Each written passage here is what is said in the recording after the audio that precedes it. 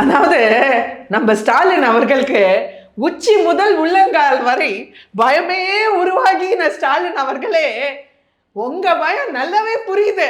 ஏன்னா 5 வருஷம் ஆட்சி செய்கிறேன்னு சொல்லி முதலமைச்சர் பதவியிலேருந்து நீங்க வந்ததுலேருந்து தமிழ்நாட்டை மறந்துட்டு ஜெர்மனி, துபாய், அங்க இங்க உங்க பர்சனல் சொந்த முதலீடுக்காக சுற்றுலா பயணம் போயிட்டு இன்னைக்கு தேர்தல் வரப்போ என்ன சொல்றதுன்னு அவருக்கு புரியல. எஸ்ஐஆர் ஒரு பிரச்சனையா ஆக்கணும்னு பார்த்தாரு. அந்த ஜுஜுபி பீகார்ல கூட செல்லல.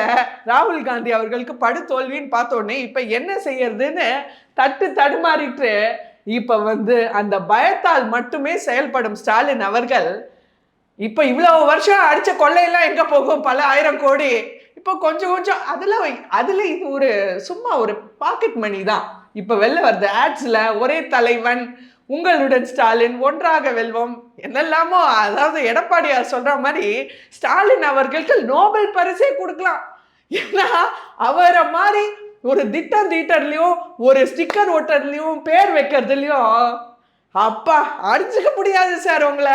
சிவாஜி கணேசனே உங்ககிட்ட தான் ட்ரைனிங் எடுக்கணும். இன்னைக்கு காலையில் நான் அந்த பதிவை பார்த்து நினைச்சேன், 5000 ரூபாய் பதிவை பார்த்து